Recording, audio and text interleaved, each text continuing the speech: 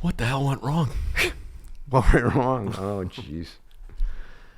What I say in my book is the company started to go from integrity-driven to pure greed. It started with a single event and an 8-letter word. Okay, yeah. And we decided immediately to stop using it. So we only used that word for 2 or 3 months in our mailings. But even so, it got us to over $1 billion in sales, and we stayed at that level for several years. Yeah.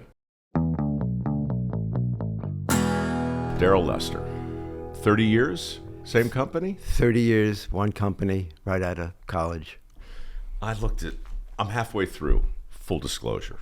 I'm loving everything, but the first thing I loved was the picture that you put up of you when you applied, and then your, what was it, I guess your corporate portrait or something? That is correct. When I made vice president, they took pictures of us. So yes, that was 20 years later. How many vice presidents were there? Generally had about 7, not a lot. And vice president at Publishers Clearinghouse was a big deal. Yeah. Okay, so it's called Downfall of an Icon.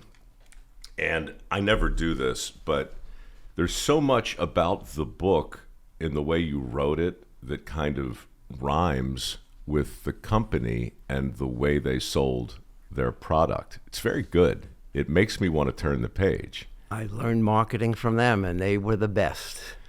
Listen to this. This is on the back cover. The epic rise and shocking collapse of Publishers Clearinghouse is the ultimate treatise on American capitalism.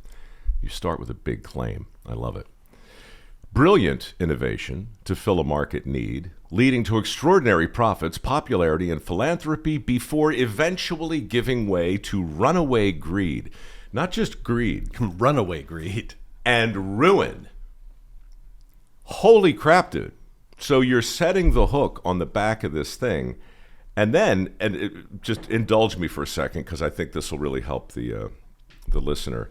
Former PCH senior executive Darrell Lester was there for every step of this classic morality tale, from impressive benevolence and integrity to unconscionable profiteering, with comedy and carnage aplenty. No one says aplenty anymore, Chuck. Not very much. But it's very solid. In the end, one of the most beloved companies in America, a dream maker at a time when people still believed in them, was overwhelmed by scandal and disgrace. How did it happen? Go behind the scenes with the only man alive who knows the whole story as he defies legal threats from former employers to take us on this gripping journey of fortune, fame, scandal, and collapse.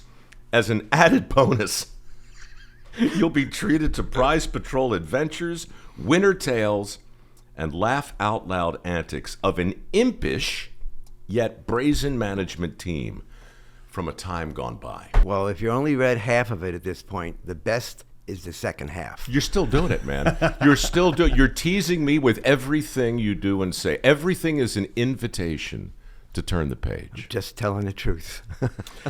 All right. So, Downfall of an Icon. Why'd you write it? Why did I write it? A couple of reasons. There's so much misinformation about Publishers Clearinghouse from the press. Almost everything you've heard from the press about PCH is incorrect. So I wrote it to set the record straight. Secondly, it's a fascinating tale. It's a small mom and pop company that became one of the most profitable private companies in America and, quote, I say this in my book, the most beloved company in America at one time. Only to become one of the most hated. That's correct. And there's proof in my book of that claim. So that's the start. And the third reason I wrote it was there's so much great comedy. If it weren't for the comedy, the executives were very eccentric and very mischievous. And there were stories about them that you couldn't do today in the business world. These guys are giving talks, inspirational talks to the company in their underwear. That's correct. The whole company in his underwear. That was our treasurer, Dan Doyle. I saw him about a week ago, actually. He's still around. He is. Now, was Katz still in the game when you started, or was he already out? Mertz. Mertz. Harold Mertz started the company in 1953. I started in 1973.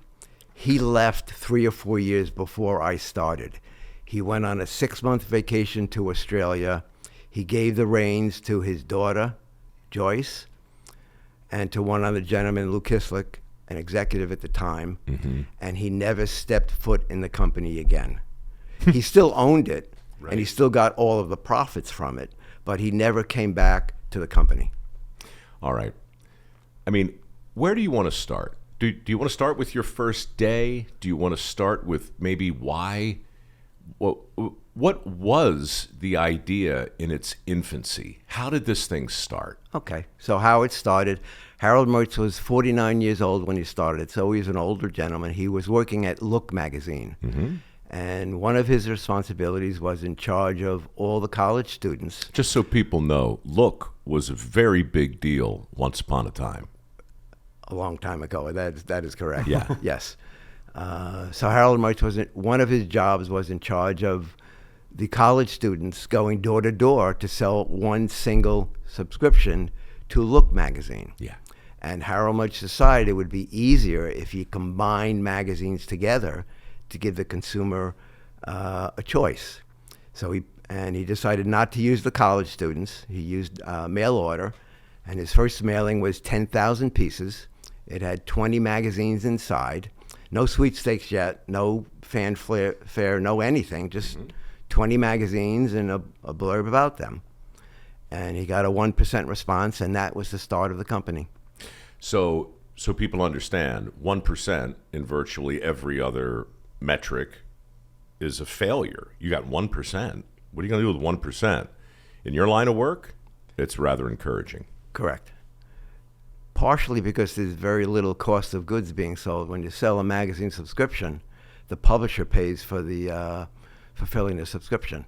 So Look magazine in this case wants more people reading their magazines. They engage with these outside entities, and those entities, it falls to them to find a more enticing way to present the underlying product? That's correct.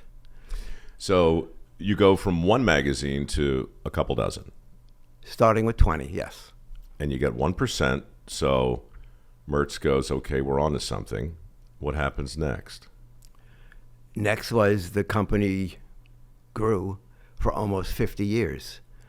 Year after year, double-digit growth every single year.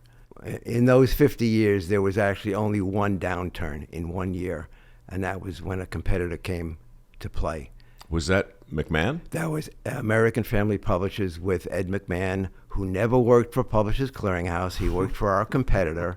Isn't that funny how the two are so conflated?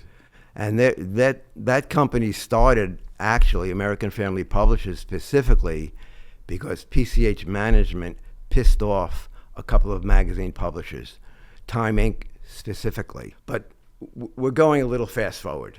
Yeah, we are. Okay, so I want to get back before the sweepstakes became a thing, because that obviously was a transformational moment. But I want to talk to a little bit about full disclosure. You know, I wanted you here because I've been in or adjacent to your world most of my life. I mean, I'm in the entertainment business now, and you know, it's a pretty crooked path for me. But my first real job, like the thing that gave me, like when all my actor friends were waiting tables, I was selling magazines over the telephone for a company called Dial America Marketing. Okay. You remember Dial America? Oh, absolutely. Yes. Yes. And I felt, Darrell, like I had wandered into some, I mean, it's a world that's very clearly exists, this whole boiler room world. And I'm sure you know it. But most people don't. Like everyone listening right now has picked up the phone and had someone try to sell them something before. Yes. But very few people listening have picked up the phone to try and sell something. And it is such a world. It's such an experience. And so, honestly, I wanted you here because I still have a little post-traumatic stress I think, from selling magazines over the phone. I can imagine. And I would just like to hear some things from you about what that's really. I mean, this guy Mertz, he went door to door, which is a very different deal. Well, I mean, the door to door, I mean, is, I guess, harder than selling over the phone because you got to confront the person directly. You're literally knocking on a door saying, "What do you think?" Yeah. Did you ever do that? No, absolutely not. So, no. My first job was at Publishers Clearinghouse in 1973, right out of college. Why did you go there then?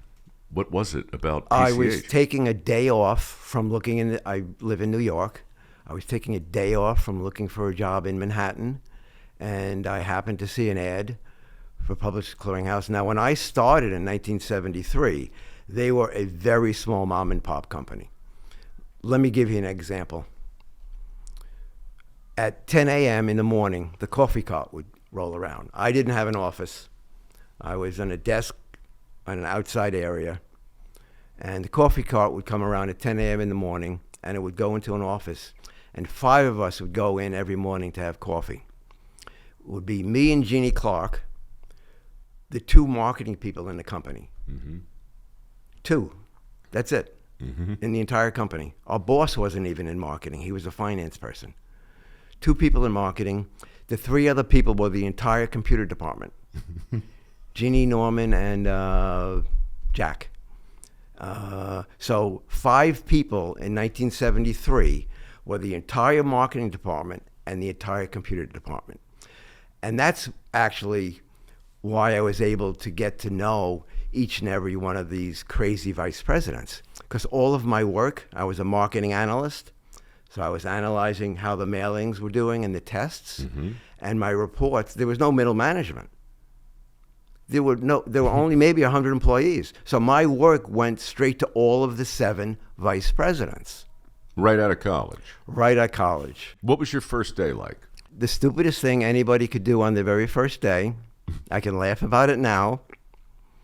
I knew nothing about the business world at all. What'd you major in? I majored in math. There weren't many math jobs back then. I didn't want to be a teacher. Mm-hmm. But I was hired fairly quickly by VP of Finance, Alan Rabinowitz, who was the most mischievous of the vice presidents. And after my first day, I walked into his office, and I said, "Thank you, Mr. Rabinowitz." He said, "Call me Alan." And I said, "Thank you for hiring me." And I started to walk out, and I turned around, and I said, "By the way, I think I deserve a raise." Day one. Day one. I swear to God. Bold? What's Alan do? Stupid. He said to me, "Let me think about it. I'll let you know tomorrow." I'm just glad he didn't fire me on the spot. I mean, looking back at it, it's just, anybody out there, don't do that. And yet, I mean, here you sit, all these years later, you rose through the ranks, and I just wonder if part of it is because this Allen guy understood that on some level, the company was being equally audacious with its customers. You know, an unsolicited knock on the door, a phone call, an offer you can't refuse. I mean, surely, what is it? ABC, always be closing, right? He probably liked that moxie. One of my only regrets is that he passed away too early for me to ask him that question. Why did you not fire me on the spot? Yeah. I mean, and the raise, I was making $7,300 a year, okay? Mm-hmm. And he gave me a $200 raise. That was 6 cents an hour, I think, or something like that, if you do the math. And I was thrilled. All right, so it's 1973. You're a math major. You're making $7,500 a year, more or less, and we still don't have a sweepstakes component into this company yet. We do. We do. Okay. The sweepstakes started in 1967. It wasn't actually PCH's idea. It came from Reader's Digest. Mm-hmm. Harold Mertz, he saw Reader's Digest doing a sweepstakes, and he saw them repeat it. So he said to his management team, the 7 vice presidents, he said, "Let's try a sweepstakes." So we tested it. It did extremely well. He called his management team together, all 7 vice presidents, all of which I worked with. And he said to them, whoever wants to destroy my business and continue with the sweepstakes, raise your hand. Harold was not a person, he would listen to both sides of an argument. And then he would make up his mind on what he would do. So that's exactly what he said to his management team.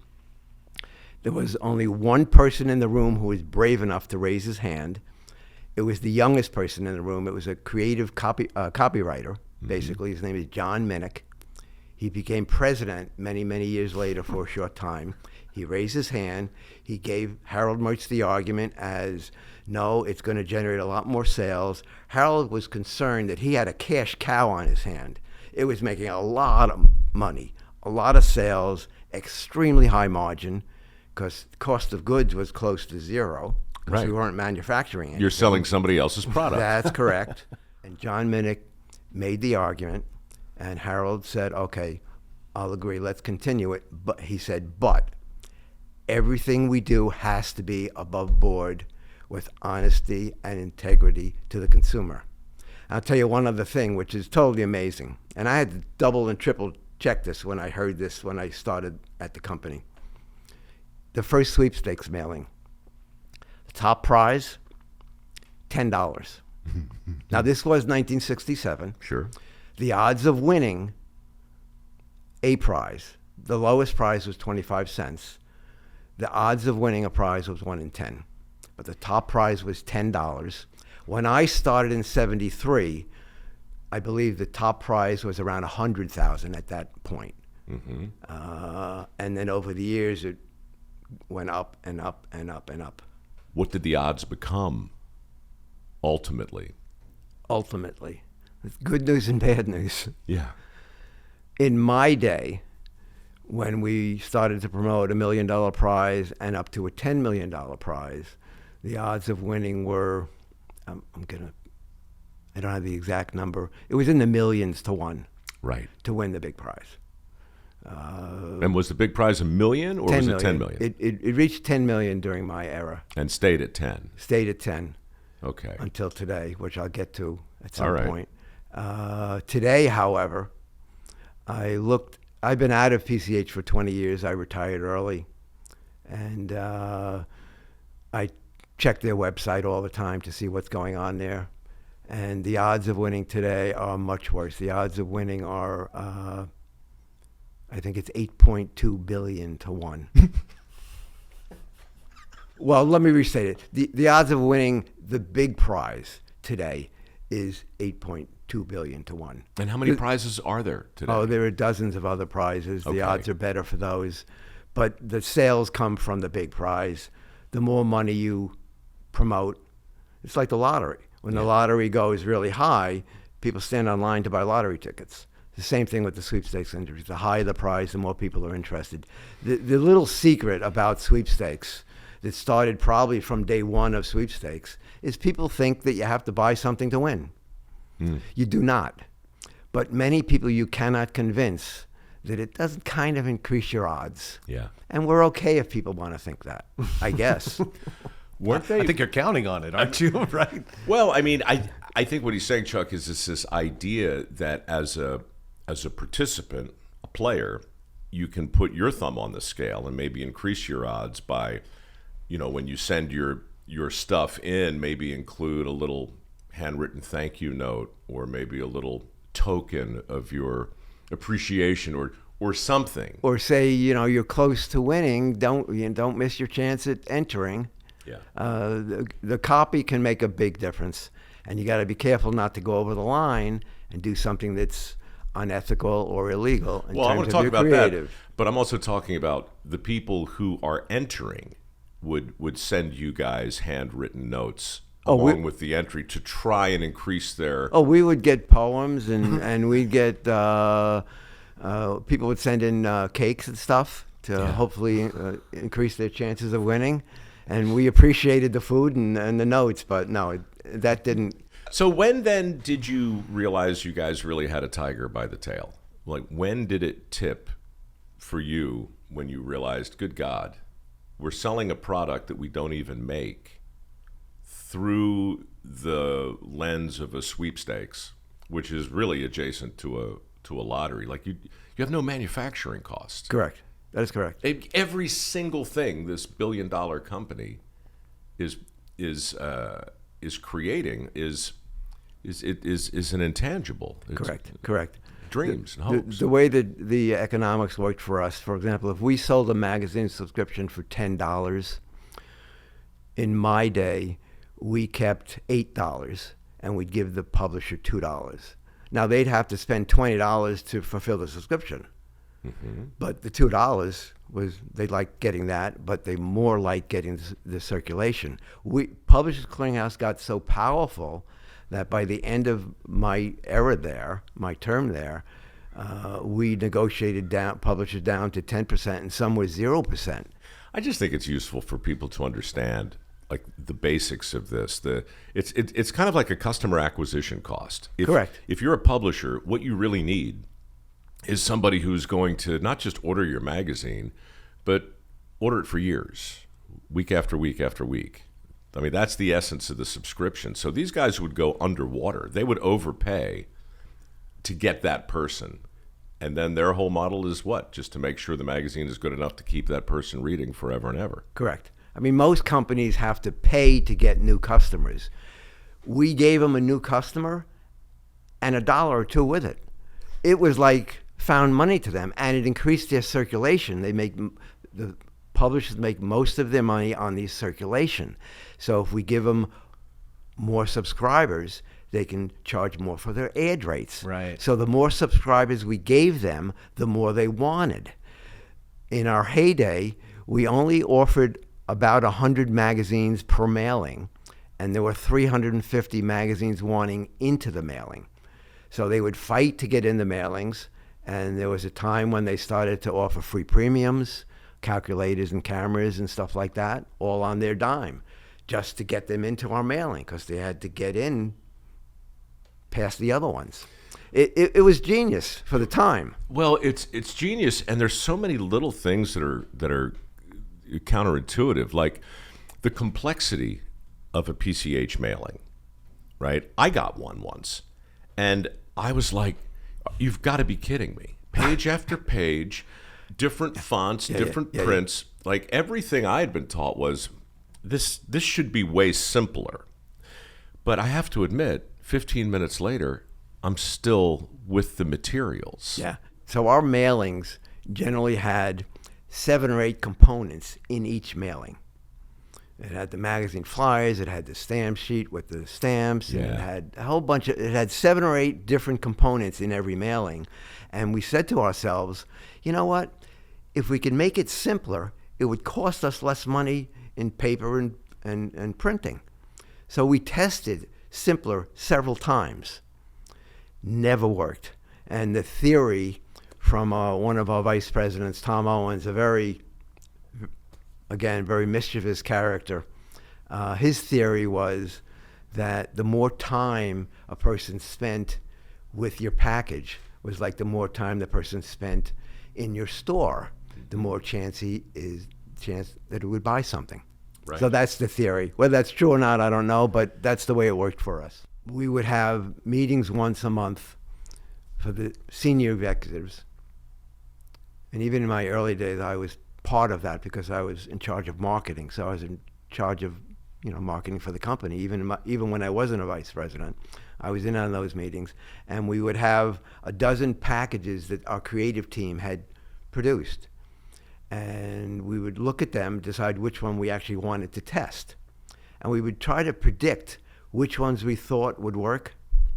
We could never predict which the winners would be. So if it tested and it worked, we did it. But it's hard to tell beforehand. Yeah. All right. So again, back to, I'm looking for the moment when you said to yourself, "Holy crap, this thing really is a monster. This thing is a." There was a progression. When we first tested television support, I think it was in 1974 or 75, a year or two after I started, I was in charge of reporting that test result. And the test result was huge. So that's when PCH in 1975 or so started television advertising. That's when I and others thought, you know what, this cash cow is going to be many cash cows. Mm-hmm. But at that time, we were still a small mom and pop company. We were growing, but it was still small. So that was the first progression. The second was probably when we went to the $1 million and $10 million prize, 10 years or so later. That was a big plus. But you guys weren't highlighting the winners yet, were you? You know, we didn't really start highlighting the winners until the Prize Patrol. Okay, that good. That reminds me. The big hit was the Prize Patrol. That was probably the single most important test and thing that we rolled out ever, except for the sweepstakes in general. Mm-hmm. The Prize Patrol lifted us to another level. And when I and we realized, I don't remember the exact moment, but I say in my book, we became the most loved company in America. And I give examples of all the free publicity that we had. It was daily. Everywhere. It was Oprah several times. It was Letterman. It was everywhere. It was mentions in sitcoms. Mm-hmm. Sears, Seinfeld, Cheers. It was on a daily basis. Publishers Clearinghouse was discussed by the news, and that's all free publicity.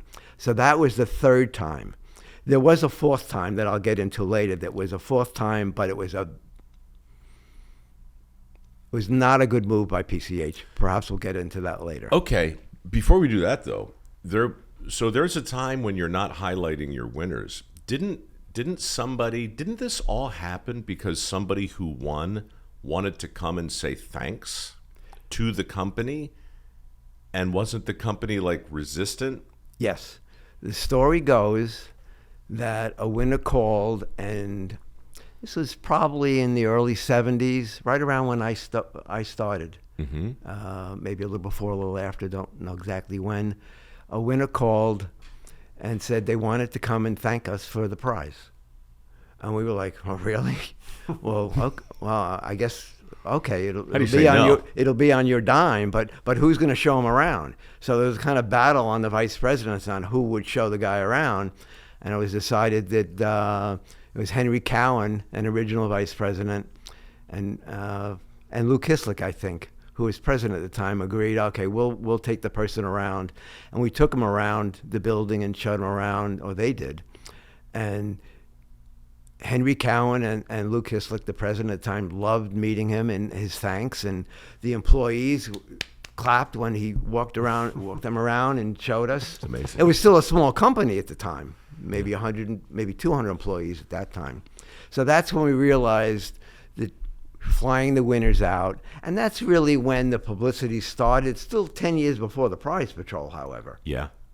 The Prize Patrol just took it to another level where, we'd show a winner in a flyer, mm-hmm. or say the winner's name, but nothing better than showing a live winner on TV. No, and it seems so obvious today, but it had never been done before. Yeah. Right? And the point that I want to kind of drill down on is that you test everything. All your materials are tested, retested, and you're generally wrong about what you think is going to work. That's correct. Absolutely. So it's the idea, that you actually trusted the customer more than your own gut. And I think that's important from there's some sort of abject lesson in there, maybe a humility, maybe just a born of experience, but the idea that it never occurred to you to put your customers front and center until somebody reached out and said, I'd like to come and thank you. It's just a basic expression of manners. And even that was met with a certain level of skepticism. But you made them pay it The first time we did, yeah. They had Yeah, to pay yeah. for the privilege of saying thanks. That's correct. And then what happens? Like the vice president's, like the guy leaves, and they're like, you know what? That didn't suck. That was kind of fun. Yeah. So after that, we paid for the winners. We flew them in, and we wine and dine them. And that started our winners' weekend, is what we called them. We'd have a party in our cafeteria for them, introduce them to all the employees. And that was the contest was still relatively new then. We're talking about, I started in 73, so it was right around, we didn't start TV advertising until 74 or 75. Right. So that's when we started showcasing the winners. I love this so much because it's scary. If you're going to showcase the winners, and if you're going to be ethical about following the rules of sweepstakes, then you can't control who the winner is. That's which correct. means you're liable to put on all of your mailings and on TV Cletus from Nebraska with not a tooth in his head, okay, who suddenly becomes the face of victory for your company. You have no idea who is going to show up. And so, like, that would make a lot of companies panic, but it was also so real. If we had a winner that didn't look well on TV or we didn't want to promote, we didn't promote them. I can recall one, and it was around 1975. We had a winner of $100,000. He was an oil rig worker, and he quickly spent money on a speedboat, a new car, drugs, and hookers. He ended up in jail. And apparently he took a shotgun to the judge's house, and he ended up in jail. We did not promote that person. Yeah, I guess not. But I just mean the care. Like all of the testing you would do for your materials, you can't really do for your winners. And so you wind up, by and large, week after week, putting very normal, average-looking Americans. Could be you, could be your neighbor. Yeah. Like that just seems to me that made a lot of people go, well, why not me? I mean, if that guy, who knows? Could be me. Yeah. What was the culture like in the company at this point? Did it get crazier as they became more profitable, or was it always a little nutty? Yes and yes. It got crazier and crazier. The workload was getting really, really bad. So imagine there was 1 year, we'll get into this a little later, 1 year where sales went up by 100% in 1 year. Well, we didn't have a staff to handle that kind of sales. So we went from, when I started, around 100 employees to, we had around 500 employees in the early 90s. And then in the early 90s, sales went from 500 million a year. The next year it went to 1 billion. We never believed we'd even reach the 500 million that we reached. We were celebrating that. And the next year we hit 1 billion. The workload was crazy. When I started, we had 1 mailing a month, and that was it. In 10 years, we went to 12 mailings a month. We didn't have the staff to do that many mailings. So the workload was crazy. The fun was crazy. How generous was the company with its employees? The employees felt like family members. So tell me, you know a lot of other companies, right, Mike? Do you know any other company that gave every single employee fresh cut flowers on their desk every Monday morning? Well, I do that here at MicroWorks, obviously, but I mean, aside Okay, from me, no. how many Mine are you gone got? already. Yeah. So that started when Harold Mertz left, he started that. And even when we rose to 1,000 employees, every Monday morning, every week, fresh cut flowers on every employee's desk. The owners and the management team treated people like family. They were very mischievous, as I said, very eccentric. We all had a lot of fun together. The camaraderie was unbelievable. Give me an example of the stuff that management was doing that would either get them canceled today or just simply just couldn't happen in 2024. There are a lot to choose from. I have two. I'll give you one now. You mentioned early on about somebody doing a speech to the company in his underwear. Yeah. Okay, let's tackle that. His name was Dan Doyle. I saw him a week or two ago. Mm-hmm. I was doing a book talk at Paul Washington Library where PCH was, and Dan Doyle came. Was he clothed? I thanked him for having his clothes on. Good. He was in the back of the room. Good. So Sue Cook was an HR manager. Mm-hmm. She was single, attractive, and young. I think maybe around 30. Mm-hmm. And she was leaving to go head the HR department at a company in Vermont. And so we threw her a party. She was an HR manager, and everybody knew her, and everybody loved her. So we had this party with virtually all the employees. And, of course, there were speeches. And Dan Doyle walks on, and he introduces himself as Amos Woodcock. He's wearing... There are pictures of this in the book, because you can't make this shit up. Yeah. I can't believe I have pictures of this stuff. He walks on. He introduces himself as Amos Woodcock. He's wearing a coonskin hat, a woolly vest that's open, that's showing his hairy chest. He's not wearing a shirt. He has black boots on and black socks and bikini underwear. No pants. And he's wants to show Sue Cook, who's sitting in the front row, the kind of young men she's going to meet up in Vermont. Oh, by the way, he also walked in. He's carrying a chainsaw. Oh, there you go. Okay. So he's making the speech, and at the end of the speech, he walks up to Sue, and everybody could see this but couldn't really make it out, but we got closer to Sue. He gave her a little going-away present. And he had hand-carved her a necklace. I'm a little embarrassed to say it, of a man's genitals. I see. A large necklace that he had around his neck, of course. Yeah.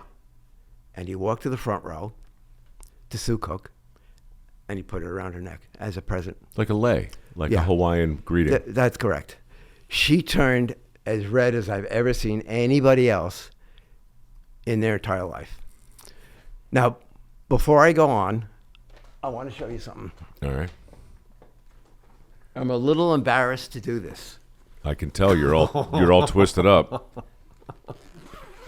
God, please be a woodcock. My PR guy said I should do it. The picture does not do it justice. Mm-hmm. Never does. Oh, it sounds like wood. He hand carved this, and this is what he handed Sue Cook. She loaned it to me. Oh, that's fantastic. Okay. Amos Woodcock. Could you do that today? Well, you just did. You did. Oh, jeez. Wow.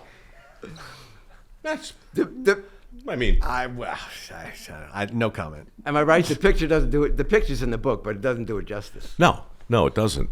What became of Sue? Where's she these days? She's somewhere up in up in Chicago, I think. Actually, she sent that to me. She's removing splinters. I do need to send it back to her. So It's only on loan.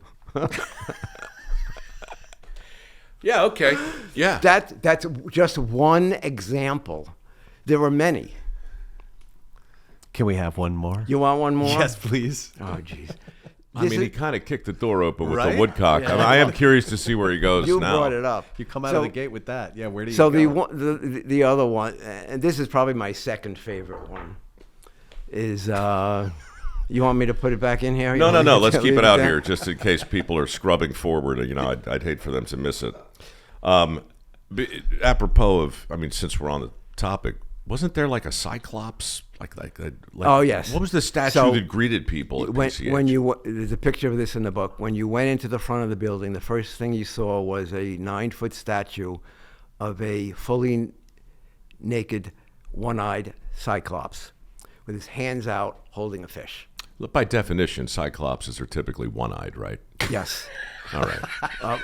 So that part was not unusual. So it's unusual. Yeah. But it's. But which eye are we talking about? I think the one in the middle. The one eye or the one eye? He was anatomically correct, except for the one eye. That's correct. Usually, and that's the people have first two. thing you saw when you walked in. And I actually had a chance to ask Lou Kislick, a former president, several years ago, why Harold Mertz put that in there. It's a good question, man. And Lou Kislick told me it was the mischievous little leprechaun in Harold Mertz. The story I like to tell about the Cyclops. Look at this thing, man. Oh, yeah. You got a cyclops holding a giant fish. That's what I said. And one eye. I will say that the new management team and the new company does not have the statue anymore. Where is it? We don't know. Unclear. I asked at this book talk a couple of weeks ago in Port Washington. There were about 75 people. Many former PCHs were there. Some original PCHs were there, hired by Harold Mertz himself. I asked them, and nobody knows where the statue is. So here you are, in the midst of this evolving behemoth. It's politically incorrect. It's fun. The management seems super generous with its employees, but they were also, I mean, there was a lot of philanthropy within the company too. Yes. So the owners were very philanthropic. I calculated this myself. Many times they did stuff anonymously. They didn't do it to make a name for themselves, although their name is on many buildings at this point and stuff like that. But I calculated when I wrote the book that over their lifetime through today, the Mertz family has given away almost $1 billion to charity, the arts, and social causes. Wow. And they were very active in the arts as well. When Harold Mertz left the company in the late 60s, around 1969, he never stepped foot in the company again. He mandated that 40% of company profits go to charity. That was in 1969. 40%. 40%. And that was just for his share. His wife owned the other, I don't know, half or what, but owned a large piece as well. But he guaranteed that 40% of company profits had to go to charity. And they gave away almost $1 billion. I think it's important to acknowledge, and I'm glad you did it, but the same mind that was that philanthropic was the guy that put a cyclops in the lobby that's partially erect to greet all of the customers and friends. Yeah, these things live in the same brain in the same company. You know what? There is one gentleman, his name is Bert Rowley, that I'm going to see in a week or two. He's part of my group of lunch people that I have. He worked for Harold Mertz. He was at that meeting in 1967 about sweepstakes. Yeah. I'm going to ask him that question. Yeah. What's the relationship between the Cyclops and the giving? And I'll be curious to see what he says. So let's go to the prize patrol. Yes. Whose idea? I mean, if you can you walk it back to one person's brain? Absolutely. One person. His name is Todd Sloan. The prize patrol almost didn't happen. Todd Sloan was a junior level employee. I'm guessing he was probably 25. He had started a year or two before he had the idea. He came to my office. He worked in one of my departments, not directly to me. He worked for a manager who worked for another manager who reported to me. He came to see me. He was working in the marketing department. At that point, the marketing department was 40 or 50 people compared to 2 when I started. And he said to me, he loves advertising. He wants to shift to the advertising department. We had one person in the advertising department at that point. Isn't the whole company an advertising department? Well, yes, but we had one person whose title was advertising manager. Okay. His name was Dave Sayer. And he would be in charge of awarding the prizes, not via the prize patrol yet. And so I tried to talk Todd out of going to the advertising department because marketing that's who we were. And Todd disagreed, and he went to the ad department, and the first idea he had was the prize patrol. How did he pitch it? Like, what was the... He went to Dave Sayer, his boss, and he said, we're about to surprise a winner. I think the family's name was Yancey. That's the last name. We're about to go to, not surprise, we're about to go to a winner to give them the money for the prize. We've already told them, but next time, why don't we surprise them, not tell them in advance? And film it. Yes. And Dave said, that's a crazy idea, but let's try it. So Dave and Todd on the next prize visit went to surprise the winner. Dave had a large check. Todd had his own video camera. This is in the mid-'80s, I think, Right. like 85. It's so guerrilla. And in the background is Amos Woodcock standing by. That's correct. And when he showed the film when we got home, it was like we knew it was gold. We absolutely knew it was gold. Now, at that point, it wasn't live, Right. but it was edited. It was not till several years later when Todd had another great idea. This has been going so great. Let's do it live on the Super Bowl. Oh, my God. And we were like, no. What could go wrong? Somebody could jump out with a, Yeah. But we agreed, and that's when we started the live Super Bowl So that commercials. went live on the Super Bowl. Yeah, we did it on the halftime show. Wow. No, it wasn't halftime. It was at the end of the game. What year was that? We didn't want to pay the money for the halftime. We did it post game, actually. Mid-'80s? Mid to late 80s. Huh. I'm guessing late 80s. Yeah. Because the prize patrol started around mid 80s. As I'm guessing. So what was the impact of that post-game spot? Huge. Everything we did was tested, and it was huge. That's why the double-digit sales every year. Every year, double-digit. And not just 10%, 20%, 30%, 40%. Every year over year. What the hell went wrong? What went wrong? Oh, jeez. So it was the early 90s when this happened, when what I say in my book is the company started to go from integrity-driven to pure greed. It started with a single event and an 8-letter word. Okay, yeah.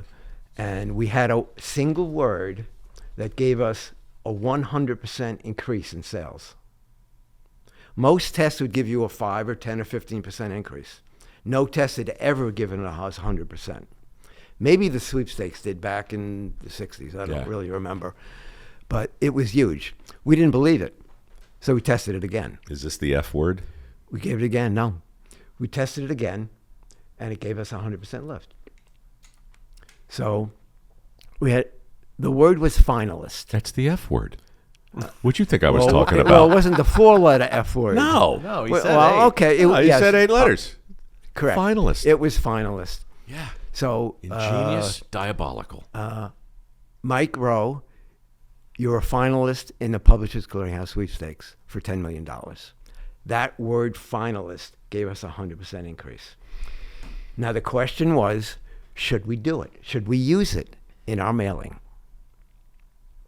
It just so happened at the time, Who's in the room? The question's posed. Who's in the room? 7 vice presidents, Okay. including me. I was VP of marketing at the time. It was my job at the time, and for the past 15 years, to any major mailing, I would recommend the theme and the headlines, not the copy, just the theme, basically. Gotcha. It was my job to recommend to the 6 other vice presidents what we should do in the major mailings. So we had a meeting on this, what we should do. It was the bloodiest battle. We had a lot of arguments. The management team loved to curse, but all in good fun, except for this one time. This was a bloody battle. So I'm in the room. I have a written recommendation that I wrote out to them that I lost a lot of sleep over the night before deciding what to recommend. It's in writing. Wish I had the report. I don't. I knew we wouldn't walk away from it completely. It's too much money. On the other hand, Harold Merch would roll over in his grave if we did it. Because, I mean, just so people, not to put too fine a point on it, but of course you're a finalist, along with millions and millions of other people. Correct. We're all finalists. That's correct. Okay. That's correct. So my recommendation was to let's use it sparingly. Let's do it twice a year in the big mailings. Let's use added disclosure. Let's say you're a finalist, Mike Rowe, along with all other timely entrants. Or some creative words. I didn't want to write the copy. In the smallest imaginable print. We certainly wouldn't say along with, 100 million other consumers. We wouldn't say Or that. anyone who's but with currently added fogging a disclosure, mirror, and right. that was a compromise. And there was a bloody battle. The president of the company at the time, Bruce, I'll use his first name only. He's president of the company, and he is vehemently opposed, as is most people in the room, that we're already at record profits. We're already at record profits. Why do we want to go over the line and do something that is so clearly deceiving? Well, that'd be greed, wouldn't it? Well, the decision after the bloody meeting was that we would go along with Darrell Lester's recommendation. Great. 2 days later, never seen my boss, Bruce, who's a good friend and mentor. I never saw him angry. He barged into my office, and he was red-faced, and he was like beyond himself. It was decided that we're going to use this word finalist in every single mailing. Now, at the time, we were having 3 mailings a week. 3 mailings a week. So we weren't going to use it twice a year. We were going to use it 3 mailings a week. 150 behind our backs. times a year. And we also, at Publishers Clearinghouse, we never made major decisions behind people's back. We fought in front of people, and then we made up our mind. And the boss would make up their mind. Somebody went to Robin and convinced her to use it in every single mailing, and that's what we did. That's the moment in time when we shifted from integrity-driven to pure greed. It didn't happen overnight because the old management team was partially still there. Yeah. But a few years later, when they were all gone, and today, it's not the same integrity-driven company it was back then. Now, I will say this. It added a lot of money to the bottom line. I imagine it did. It's the primary reason we went to over $1 billion in sales. We stayed at that level. Oh, let me say this, by the way. We only used it for 2 or 3 months because we got several lawsuits from attorney generals, and we decided immediately to stop using it. So we only used that word for 2 or 3 months in our mailings. But even so, it got us to over $1 billion in sales, and we stayed at that level for several years. Yeah. We were fined by the attorney generals. We were fined $490,000. Chump change. It added over $100 million to profit. Not to sales, to profit. Wow. So that's why you say on the back cover at some point you reference a morality tale. Yes. So Yes. isn't it interesting though how these things, like you said, it didn't happen overnight. It never does. It's a frog in a boiling water, and it all comes down to a word, and it comes down to a meeting, not unlike the many meetings you've had. And this gets a little heated, but in the end, and then it just tips. And like do you feel like you knew in that moment that, oh crap, we're not going to get the poop back in the goose here, or was it salvageable?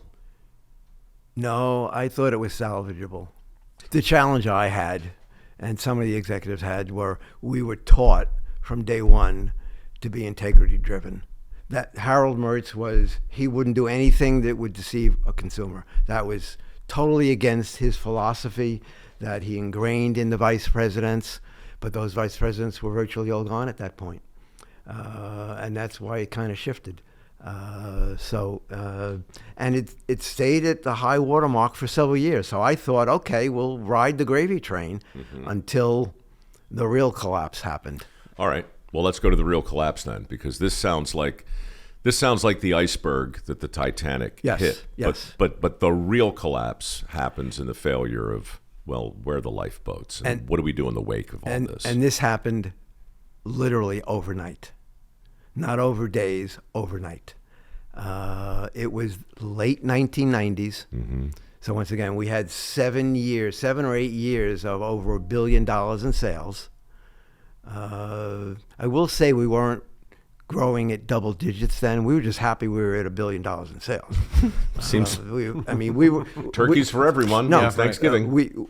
In the early 90s, we had 500 employees. We finally managed to add to the staff, where we went from 500 employees to 1,000 employees. It took several years.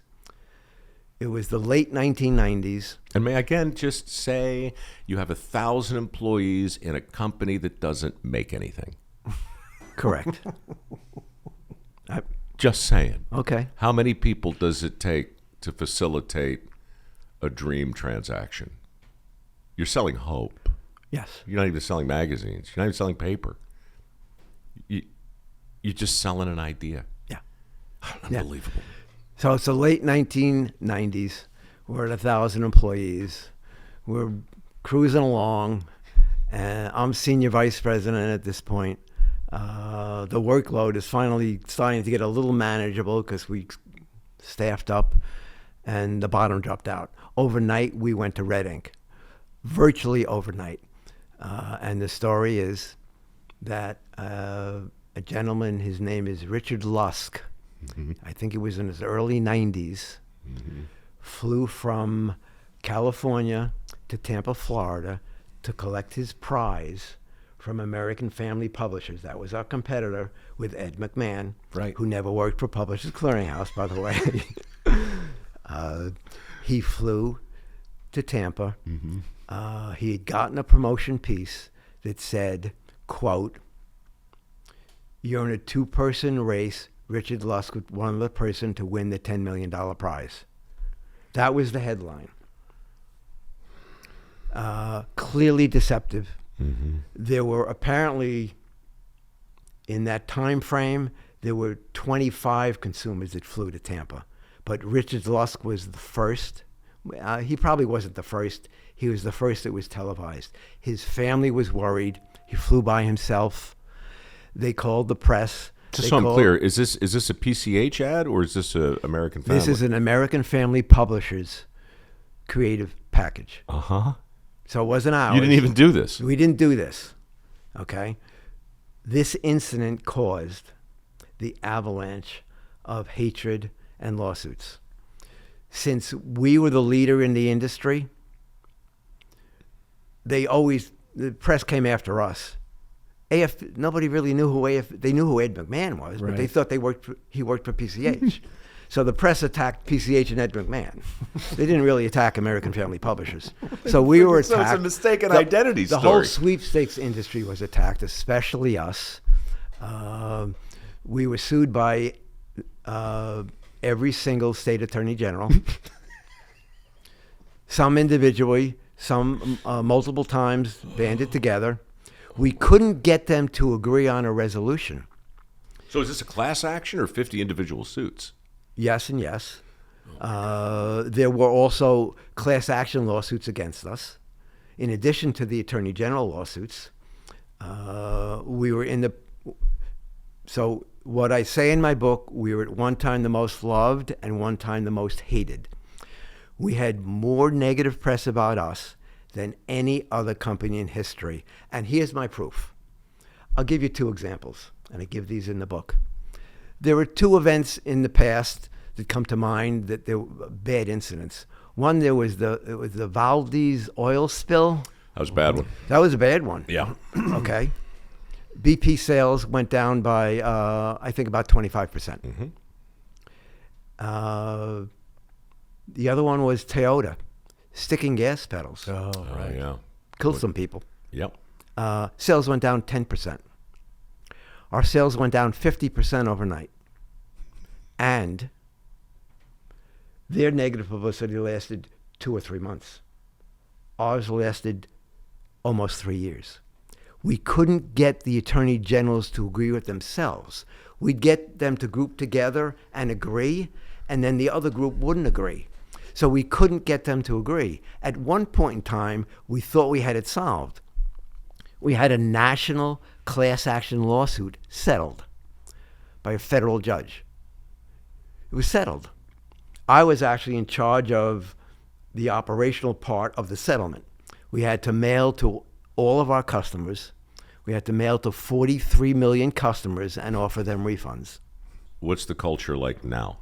What's the environment like during this time at PCH, in the hallways, in the cubicles, in the meeting rooms? 3 words: chaos, chaos, and chaos. And we had just staffed up. 1,000 people. Yeah. So the first thing we did is we had our first round of layoffs, and then a second round, and a third round, fourth round, a fifth round. 2.5 years of this hell. We thought the class action lawsuit, which was right around the time of the Senate hearings on sweepstakes, we thought it would resolve the whole situation. You know what it did? It made the attorney generals even madder because they didn't get any money from the class action settlement. They want their pound of flesh. So Absolutely. they came after us even more. And the Senate hearings, they ripped us apart. I will say this, give Publishers Clearinghouse some credit. We did have a solution to the problem. We called it the High Activity Suppression Program. We had started it about a year before the Senate hearings. And any consumers that were ordering too much, we eliminated. You're trying to get ahead of it. We were trying to get ahead of it. This was before the Richard Lusk incident, by the way. We presented it at the hearings. Debbie Holland, who was a VP of Creative at the time, presented it. We already did this. The Senate had shown 10 or so witnesses, older consumers, or their kids were presenting their cases to the Senate. And Debbie Holland got grilled by the senators. And one of the things that she showed them was the high activity and said, you know, this guy that just came on, we eliminated him a year ago from our program. If we and every other sweepstakes marketer does this, it's solved. Senators didn't High care. activity suppression program. Correct. An internal mechanism designed to take those customers who appear to have some sort of addictive Correct. personality. Take them off your list. Don't mail them anymore. Senators didn't care. They just didn't care. Well, you weren't a sympathetic entity at that point. You got Lusk, 90 years old, gets on a plane, goes to Tampa, got his ticket in his hand. It's me and one other guy. I'm just here to get my $10 million. Absolutely. Yep. And that's it, man. Yeah. So we had like 5 rounds of layoffs over 2.5 years. What's your standing like at this point? I mean, is there a little bit of I told you so going on in the mind of Darrell Lester, right? You're walking around, PC, like, I told you guys, this finalist thing. No. Ixnay on the finalist day. No. And the reason why? Because finalist was 7 years earlier. It was it was a while. If it were a year later, maybe I would have felt. Come on, man. There's no statute of limitation on "I told you so." I never actually felt that way. I didn't. Not even a little vindicated? Actually, not even like with your buddies at lunch next week, you're going to be sitting around going, hey, you know what? You remember that time I called this thing 7 years ahead? The one thing I do say, and I don't know if this is true, is I say, because I've wondered, why did AFP, our competitor, do that package? It was so deceptive. And my only conclusion is they saw us do finalist. Yeah. Now, once again, this is Maybe. That's it. Now, Maybe. this was 7 years earlier, by the way. Sure. So it's a long span of Took a time. while, yeah. And they finally said, well, they got away with it, so maybe we can get away with it. I don't know whether Yeah, it's you true do. or not. No, I of course don't it's know. true. Of course it's true. I just sat here the other day and talked to the guy who wrote a book about the Christmas Story. You know, that movie. And there's that scene at the flagpole where they dare, and then they double dare, and then they triple dog dare, and then, you know, one hops over the protocol, and right. suddenly, well, this is how everything always from the history Okay, of so- people with pointy sticks went at each other. That's how it escalates. Okay, so maybe we were the cause, but yeah. Well, you could go back before that, though. I mean, I could probably go all the way back.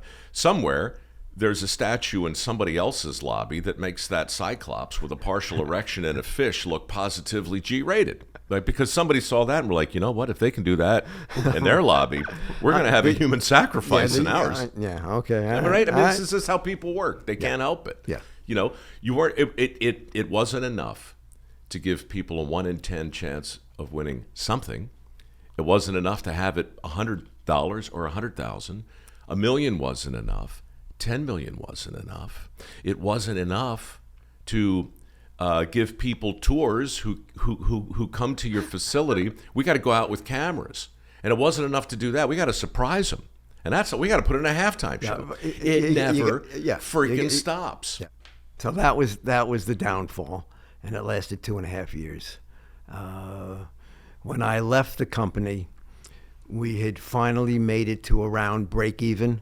When I left, I was proud of that fact that we had made it to break even. Now, how many were working there at the time? 6? No, when I left, we were down to around maybe 500. Yeah, back where you kind of started before the great finalist boom. That is correct. Yes. Amazing. Yeah. Amazing. One little word. Yeah. Wow. Okay, so why'd you write this book? I'm going to end with the question I started with. You got 30 years in. You got some distance from the company now. I assume you've got good lawyers. Your publicist here probably hoping, God, we better sell some books. We're going to have to put together some sort of legal defense fund. The book is a first step. My ultimate goal is a blockbuster movie. Maybe a TV docuseries. Sure. The story is fascinating with the highs, the lows, the comedy, the winners, the prize patrol. It's an amazing mom and pop story, how great they became and how bad it became. And my ultimate goal is a movie, a blockbuster movie. Let's get it done. I'll do whatever I can to get the word out. I mean, people will watch this, but I mean, you should put your foot on the gas. This is an unbelievable story. My only request is a chance. I don't even want a part. I just want a chance to audition for Amos Woodcock. Amos Woodcock. Okay. I just want the opportunity to strap this thing on, as it were. You got it. I have promised my identical twin brother that he could play me as long as he loses 10 pounds. Terrific. Where are they now? Where is PCH as we speak? They're in trouble financially, I'm guessing. About 3 or 4 months ago, they announced in the press massive layoffs. I hope they survive. I don't know if they will. I really do hope they survive. I love Publishers Clearinghouse. It made me who I am today. It was a fascinating life because of them, the 30 years I was there. 25 years up, that roller coaster ride up was 25 years of fun It was, 5 years of hell. But, you go through the hell when you go through the ride up, it's worthwhile. So I hope they make it. I hope the movie gets made. I really do. It's a terrific book. It's called Downfall of an Icon, the true inside story of Publishers Clearinghouse. It really is operatic, man. Oh. Well, thank you for having me. This has been, I love talking about my second home, is what I call it. This wasn't a gift, was it? No, I need to get that back to Sue Cook. She said I could keep it for a couple of weeks. Somebody's depending on getting that back, so. Could I have just the tip? No. I'll ask Sue if you can have it. It's okay. No, look, I would not want to take that off Sue's hands. Thanks for listening, folks. Back at you next week. If you like what you heard, and even if you don't, won't you please, pretty please, subscribe. Well, I hate to beg and I hate to plead, but please, pretty freaking please, please subscribe.